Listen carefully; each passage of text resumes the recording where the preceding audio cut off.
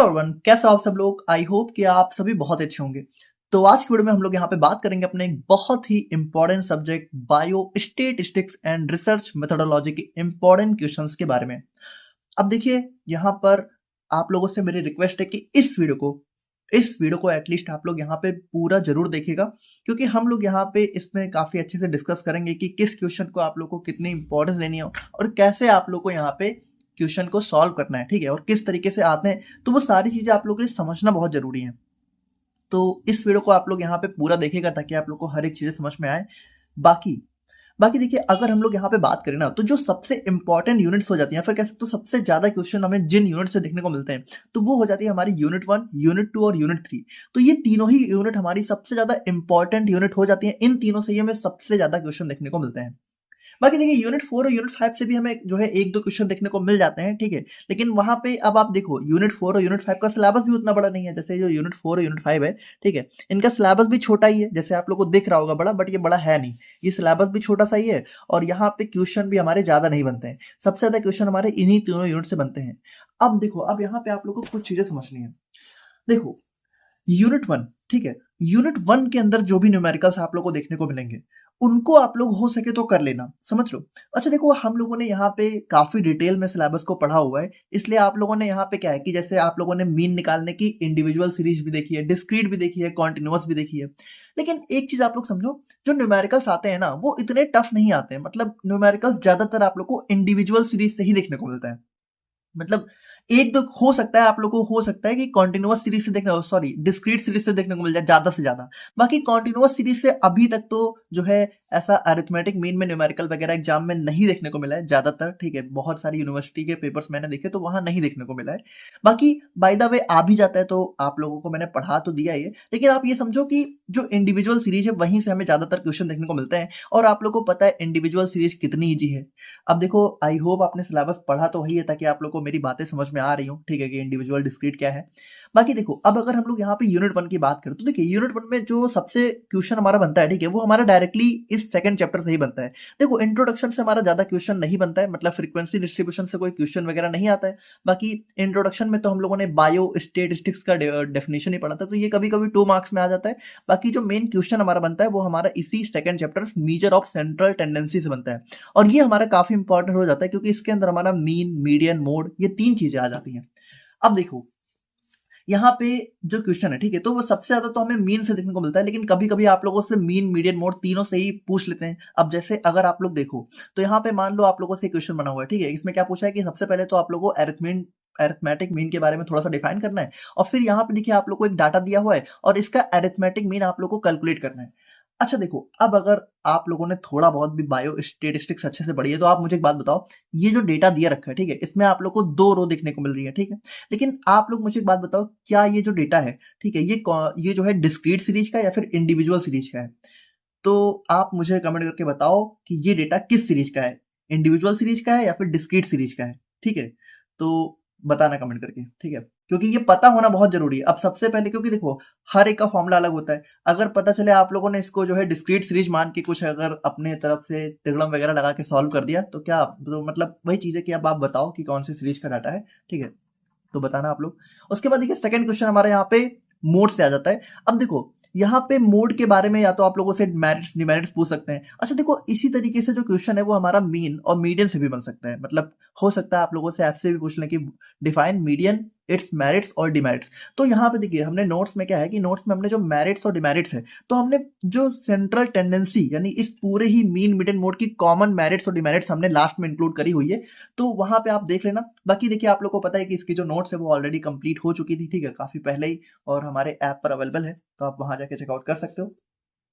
बाकी देखो, यहाँ पे जैसे एक बार आप लोगों से क्वेश्चन ऐसे बना हुआ है कि यहाँ पे मीन, मीडियन, मोड तीनों ही आप लोगों से एक साथ पूछ लिया गया था इस डेटा का, ठीक है। तो देखो डेटा कितना सिंपल है। यहाँ पे आप लोगों से सिंपल एक इंडिविजुअल सीरीज का डेटा दिया गया है। अब इसका आप लोगों को मीन, मीडियन, मोड बहुत ही सिंपल फॉर्मूले से कैलकुलेट कर लेना है ना। तो यहाँ पे देखो, क्वेश्चन कोई बहुत टफ नहीं बनता, लेकिन यूनिट 1 की बात हो रही है यहाँ पे। यूनिट 1 से क्वेश्चन बहुत ज्यादा टफ नहीं बनते हैं। अब अगर हम लोग यहाँ पे अपने थर्ड क्वेश्चन की बात करें, तो थर्ड क्वेश्चन हमारा यहाँ पे देखिए स्टैंडर्ड डेविएशन से आ जाता है। अब स्टैंडर्ड डेविएशन से देखो हमें क्वेश्चन देखने को मिलता है, ये चीज आप लोग समझना। तो यहाँ पे देखिए स्टैंडर्ड डिवीजन में आप लोगों से हो सकता है आप लोगों से पूछें थोड़ा सा स्टैंडर्ड डिवीजन के बारे में आप लोग डिफाइन करिए और फिर यहाँ पे कोई न्यूमेरिकल दिया होगा इसको आप लोग को सॉल्व करना रहेगा।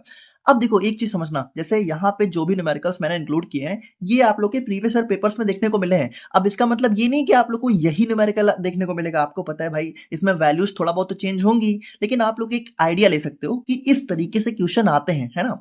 तो अब यहाँ पे देखो यहाँ पे स्टैंडर्ड डिवीजन आप लोग को इस वाले डेटा का कैलकुलेट करना है। तो देखिए ये भी डेटा हमारा इंडिविजुअल का है कि डिस्क्रीट का है बताना आप लोग, ठीक है। उसके बाद देखिए यहाँ पे हो सकता है कि फिर आप लोगों से ऐसे भी पूछ लें कि मीन और स्टैंडर्ड डिवीजन दोनों ही आप लोगों से पूछ सकते हैं। तो यहाँ पे भी देखिए हमारा डेटा दे रखा है साइज और फ्रीक्वेंसी, ठीक है। तो यहाँ पे देखिए अब ये डेटा भी हमारा किस सीरीज का है, इंडिविजुअल सीरीज का है डिस्क्रीट सीरीज का है, तो बताना आप लोग, है ना। ये देखो ये पहचानना बहुत जरूरी है। हो सकता है कभी कभी आप लोगों से कंफ्यूज कर दे, है ना। लग रहा होगा कि डिस्क्रीट सीरीज का है लेकिन हो सकता है इंडिविजुअल का हो सकता है लग रहा है इंडिविजुअल का हो लेकिन हो सकता है डिस्क्रीट का हो। तो ये पता लगाना आप लोग के लिए बहुत इंपॉर्टेंट है और मैंने आप लोग को बताया था, ठीक है। लेक्चर्स में मैंने आप लोग को बताया था कि कैसे आप लोगों को पता लगाना है। उसके बाद देखिए उसके बाद यहाँ पे हो सकता है कि आप लोगों से वही अगेन यहाँ पे मीन और स्टैंडर्ड डिवीजन, जैसे यहाँ पे देखिए ये 3 क्वेश्चन हमें प्रीवियस ईयर पेपर में देखने को मिले जहाँ पे अलग अलग डेटा का आप लोगों से स्टैंडर्ड डिवीजन और मीन डिवीजन पूछा गया, ठीक है। एक हमारा ये डेटा दिया हुआ था, एक हमारा ये दिया हुआ था। तो देखो ये सारे मतलब मैंने आप लोगों के लिए एक एग्जाम्पल की तरह इंक्लूड कर दिए कि आप लोग देख के आइडिया लगा पाओ कि किस तरीके के क्वेश्चन आप लोग को एग्जाम में देखने को मिल सकते हैं। अब देखो ये बहुत ईजी है, आप लोग को पता है अगर आप लोगों ने थोड़ा बहुत पढ़ा है कि यहाँ पे स्टैंडर्ड डिवीजन वगैरह कैलकुलेट करना बहुत ईजी है। और यहाँ पे तो आप लोगों से कुछ पूछ भी नहीं रहे कि आप लोग किस मेथड से कैलकुलेट करो, है ना। तो वहां पे आप लोग के लिए जो सबसे सुटेबल इजी मेथड हो उसको लगा के आप लोग कैलकुलेट कर लेना। तो ये इतना देखो इतना कोई टफ आता नहीं है, लेकिन यूनिट 1 की बात हो रही है अभी, देखो अभी आगे की यूनिट्स में बात करेंगे जैसा भी होगा। उसके बाद देखो फोर्थ क्वेश्चन हमारा कोफिशिएंट ऑफ रेंज से आ जाता है। तो कोफिशिएंट ऑफ रेंज से वैसे ज्यादा क्वेश्चन नहीं आते हैं, ठीक है, एक दो बार देखने को मिला हुआ है। बाकी देखो जो भी क्वेश्चन ज्यादा इंपॉर्टेंट है उनके आगे मैंने वी मेंशन करा ही हुआ है, तो वो चीज आप लोग देखते हुए चलना। जैसे फिफ्थ क्वेश्चन की बात करें तो ये बहुत इंपॉर्टेंट क्वेश्चन बन जाता है जो हमारा कोरिलेशन है। तो अगर आप लोग सिलेबस देखो तो देखो एक हमारा सिलेबस था मेजर ऑफ सेंट्रल टेंडेंसी, तो यहाँ से तो क्वेश्चन बनता ही है। फिर मेजर ऑफ डिस्पर्जन में जो हमारा क्वेश्चन है वो मेनली हमारा स्टैंडर्ड डिवीजन से बनता है और मीन डिवीजन से कभी कभी बन जाता है। तो मीन डिवीजन देखो सिलेबस में नहीं दिया लेकिन आ जाता है, तो इसीलिए मैंने नोट्स में आप लोगों को करवा दिया था। और कोरिलेशन की बात करें तो कोरिलेशन देखिए ये हमारा इंपॉर्टेंट चैप्टर हो जाता है, यहां से क्वेश्चन बनता है, इसको आप लोग देख लेना। इसमें जो हमारा Karl Pearson coefficient of correlation है, ठीक है, ये हमारा बहुत इंपॉर्टेंट टॉपिक हो जाता है, यहां से क्वेश्चन हमें देखने को मिल जाता है। यहाँ पे आप लोगों से देखिए ये हमारा डेटा दिया हुआ है, इसका आप लोग को Karl Pearson coefficient of correlation calculate करना है, ठीक है। तो ये एग्जाम में आया हुआ है तो इसको आप लोग यहाँ पे देख लेना। तो यूनिट 1 में देखो यूनिट 1 में आप लोग कोशिश करना कि न्यूमेरिकल्स भी सॉल्व हो जाए और थ्योरी पोर्शन भी सॉल्व हो जाए। लेकिन अब देखो अब अगर हम लोग यहाँ पे यूनिट नंबर 2 की बात करें तो यूनिट 2 में देखो यूनिट 2 में जो पहला चैप्टर है रिग्रेशन, ठीक है। यूनिट 2 में देखिए हमारे बहुत सारे चैप्टर्स हैं, रिग्रेशन है, प्रोबेबिलिटी है, ठीक है, पैरामेट्रिक टेस्ट है और हमारा हाइपोथेसिस भी एक अलग ही चैप्टर है इसमें। तो अब देखो यहाँ पे जो रिग्रेशन वाला चैप्टर है तो रिग्रेशन वाले न्यूमेरिकल्स तो आप लोग सॉल्व कर लेना, बहुत इजी है ना। रिग्रेशन में लीस्ट स्क्वायर मेथड का यूज करके इसके न्यूमेरिकल्स जरूर सॉल्व कर लेना, सबसे इजी न्यूमेरिकल इसी के होते हैं, है ना। लीस्ट स्क्वायर मेथड से हम लोग कैसे सॉल्व करते हैं इसको हमने देखा हुआ है, तो वो सारी चीजें आप लोग देख लेना। रिग्रेशन का अगर कोई भी क्वेश्चन आए कोई भी न्यूमेरिकल आए तो आप लोग जरूर सॉल्व कर लेना। जैसे यहाँ पे रिग्रेशन से क्वेश्चन बनते भी बहुत सारे हैं, जैसे यहाँ पे देखिए आप लोगों से एग्जाम में ऐसे क्वेश्चन पूछा गया है, सबसे पहले रिग्रेशन को डिफाइन करिए और फिर यहाँ पे लीस्ट स्क्वायर मेथड, अच्छा लीस्ट स्क्वायर मेथड का ही जो है एग्जाम में डिस्कशन ज्यादा होता है, ठीक है, इसी से क्वेश्चन आते हैं। तो मान लीजिए ये हमारा डेटा दिया हुआ है, ठीक है, x 0 1 2 3 4 y हमारा ये, ठीक है। तो यहाँ पे आप लोग को कैलकुलेट करना है। अब यहाँ पे देखिए कोई यहाँ पे पूछा नहीं गया कि x का y पे करना है कि y का x पे करना है, तो यहाँ पे आप लोग दोनों भी निकाल सकते हो या फिर कोई एक भी निकाल देना अगर टाइम कम हो तो। बाकी देखिए यहाँ पे इसी एक क्वेश्चन हमारा इसी तरीके से और भी पूछा गया है कि a company wants to predict sales based on advertising. देखिए यहाँ पे ये है कंपनी की सेल्स और ये है यहाँ पे एडवर्टाइजिंग एक्सपेंस, ठीक है, मतलब कितना एडवर्टाइजिंग में कंपनी एक्सपेंस कर रही है और यहाँ पे उसकी वजह से सेल कितनी हो रही है, ठीक है। तो यहाँ पे मान लो ऐसे समझो कि मान लो इसको आप लोग 2 लाख मान लो, ठीक है, मान लो कंपनी ने 2 लाख एडवर्टाइजिंग एक्सपेंस में खर्च किए तो कंपनी की सेल हुई 4 लाख की, ठीक है। तो मान लो इस तरीके से हमारा डेटा कुछ दिया हुआ है।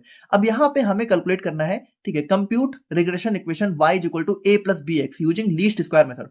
अब यहाँ पे देखो यहाँ पे x और y क्या होगा, ठीक है, ये सारी चीजें आप लोगों को खुद से थोड़ा सा दिमाग लगा के पता लगानी पड़ेंगी। वैसे यहाँ पे तो बहुत क्लियरली दिख ही रहा है, बट आप लोग थोड़ा सा यहाँ पे थोड़ा सा दिमाग लगा के दिमाग खोल के क्वेश्चन सॉल्व करना, है ना, वहां पे कंफ्यूजन हो सकती है वरना। सेकंड क्वेश्चन की बात करें तो यहाँ पे हमारा बायनोमियल डिस्ट्रीब्यूशन से क्वेश्चन बन जाता है, तो ये हमारा थोड़ा सा इंपॉर्टेंट टॉपिक बन जाता है। अब यहाँ पे देखो, यहाँ पे मेरी बात ध्यान से सुनना। देखो बायनोमियल डिस्ट्रीब्यूशन में न्यूमेरिकल आप लोगों से दो तरीके से पूछ सकते हैं। एक हो सकता है आप लोगों से न्यूमेरिकल पूछे जहां पे आप लोगों से स्टैंडर्ड डिवीजन और मीन, ठीक है। अगर ये वाला दिया होगा कि स्टैंडर्ड डिवीजन आप लोगों से दिया है, मीन दिया हुआ है और आप लोगों से एनपीक्यू पूछा गया है, तो इस क्वेश्चन को आप लोग जरूर सॉल्व कर देना, बहुत इजी होते हैं। लेकिन लेकिन यहाँ पे देखो एक क्वेश्चन और भी बनता है जहां पे आप लोगों से प्रोबेबिलिटी पूछते हैं, जहां पे आप लोगों से जो है प्रोबेबिलिटी वाले जो है न्यूमेरिकल्स रहते हैं। तो देखो अगर आप लोग मेरी बात मानो, अगर आप लोग बहुत एक्सपर्ट हो तब तो उसको सॉल्व करना, लेकिन नहीं हो ना तो उस क्वेश्चन को मत टच करना, क्योंकि देखो अगर आपने गलती करी तो फिर वो पूरा खराब ही हो जाएगा। तो इसीलिए यहाँ पे देखो थ्योरी पोर्शन भी बहुत है, जैसे बायो स्टेटिस्टिक्स में थ्योरी भी बहुत है। जो यूनिट नंबर 3 आप लोग देखोगे तो पूरी की पूरी थ्योरी भरी पड़ी है यूनिट 3 में, तो यूनिट 3 आप लोग जरूर देख लेना। और यूनिट 4 में भी थ्योरी आप लोग को अच्छी खासी है, और यूनिट 5 में भी, ठीक है। तो यूनिट 3, 4, 5 में थ्योरी बहुत अच्छी खासी आप लोग को मिल जाएगी। तो अगर आप लोग न्यूमेरिकल उतना नहीं टच करना चाहते हो तो यूनिट 3, 4, 5 में जो थ्योरी वाले क्वेश्चन है, ठीक है, इनको आप लोग देख लेना। यहाँ पे आप लोग को अच्छी खासी थ्योरी मिल जाएगी, बहुत इजी भी है, कुछ इतना टफ नहीं है। तो देखो है बहुत इजी, निकल जाएगा, कोई परेशानी वाली बात नहीं है। बाकी यही है कि अब बायनोमियल डिस्ट्रीब्यूशन में इस तरह का न्यूमेरिकल आए तो टच कर लेना, दूसरा वाला आए तो कोशिश करना अवॉइड करने की, अगर कोई दूसरा क्वेश्चन आता हो। बाकी थर्ड क्वेश्चन की बात करें तो हमारा सैम्पलिंग से बन जाता है। तो यहाँ पे जो डिफरेंट टाइप्स ऑफ सैम्पलिंग है, ठीक है, random sampling, non random sampling, तो यहाँ से क्वेश्चन हमारा बन जाता है। इसको आप लोग यहाँ पे जरूर से देख लेना, ये भी हमारा काफी इंपॉर्टेंट टॉपिक बन जाता है। अब देखो हाइपोथेसिस की बात करें तो हाइपोथेसिस से डायरेक्टली क्वेश्चन तो वैसे कम ही बनता है, लेकिन जो टाइप 1 और टाइप 2 एरर है ये हमारी एग्जाम में कभी कभी देखने को मिल जाती है, तो इनको आप हो सके तो देख लेना। उसके बाद देखिए अगर हम लोग यहाँ पे पैरामेट्रिक टेस्ट की बात करें तो जो पैरामेट्रिक टेस्ट है तो इसके अंदर आप लोगों से देखिए दो ही टेस्ट दिए हुए हैं, टी टेस्ट और एनोवा, ठीक है। तो लीस्ट सिग्निफिकेंस स्क्वायर डिफरेंस मतलब नहीं आता इतना।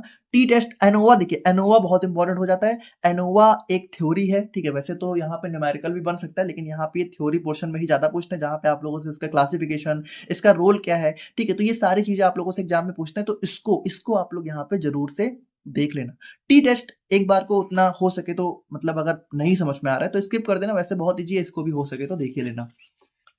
फिर अगर हम लोग यहाँ पे यूनिट नंबर 3 की बात करें तो अब देखिए यूनिट 3 में हमें बहुत सारे थ्योरी के क्वेश्चन देखने को मिल जाते हैं।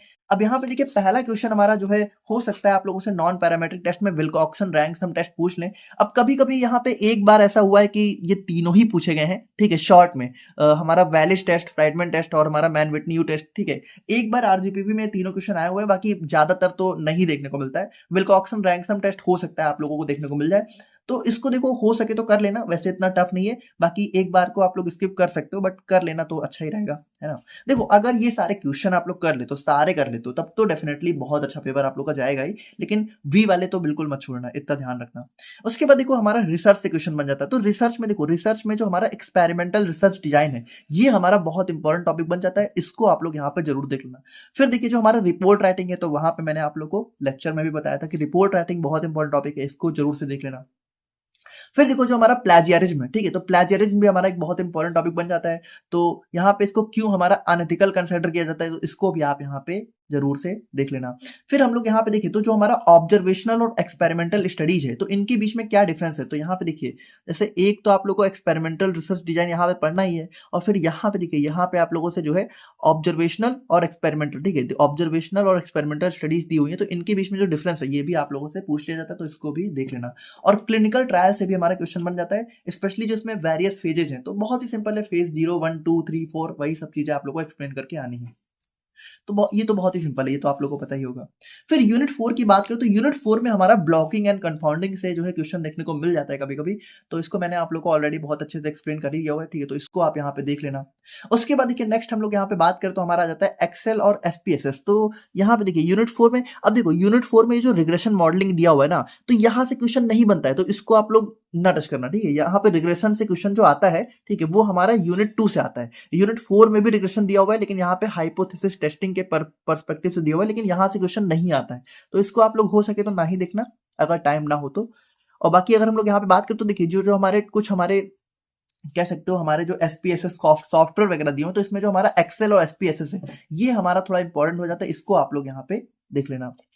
फिर यूनिट 5 की अगर हम लोग यहाँ पे बात करें तो यूनिट 5 में हमारा सबसे पहला क्वेश्चन बन जाता है principle and application of factorial design. ठीक है, तो यहाँ पे फैक्टोरियल डिजाइन से देखिए हमारा क्वेश्चन बन जाता है, इसको आप देख लेना। वैसे इसको मैंने आप लोग को यूनिट 4 में ऑलरेडी समझा ही दिया हुआ है। ठीक है, यूनिट 4 में ऑलरेडी हमने इसको समझ ही लिया है, तो बहुत इजी है, इसको आप देख लेना। इसमें अब देखो इसी क्वेश्चन को आप लोगों से ऐसे भी पूछ सकते हैं, वैसे मैंने दूसरा क्वेश्चन लिख दिया, लेकिन ये इसी क्वेश्चन का दूसरा तरीका है कि what is factorial design, how would you demonstrate 2 to power 2 and 2 to power 3। ठीक है, तो यहाँ पे देखिए ये दोनों हमारी सिलेबस में दी हुई है, तो यहाँ पे इस तरीके से भी क्वेश्चन बन सकता है। और फिर यहाँ पे देखिए यूनिट 5 में जो सबसे इंपॉर्टेंट क्वेश्चन बन जाता है वो हमारा सेंट्रल कंपोजिट डिजाइन से बन जाता है। तो ये क्वेश्चन कई बार रिपीटेडली हमें देखने को मिला हुआ है। बाकी हिस्टोरिकल डिजाइन और ऑप्टिमाइजेशन टेक्निक यहाँ से भी क्वेश्चन बन जाता है। तो देखिए ये थे हमारे यहाँ पे बायो स्टैटिस्टिक्स के इंपॉर्टेंट क्वेश्चंस। अगर आप लोग के लिए ये वीडियो हेल्पफुल रही हो तो वीडियो को लाइक कर दीजिएगा और अपने दोस्तों के साथ भी जरूर शेयर करिएगा। ठीक है, देखिए ये वीडियो आप लोग जरूरी शेयर करिएगा क्योंकि ये बहुत इंपॉर्टेंट वीडियो हो जाती है, ताकि सबको पता लगे कि क्वेश्चन कैसे आते हैं। ठीक है, क्योंकि ये सब्जेक्ट वैसे भी थोड़ा सा डिफरेंट ही है। और बाकी मिलते हैं हम लोग यहाँ पे नेक्स्ट वीडियो के साथ, तब तक के लिए थैंक यू सो मच।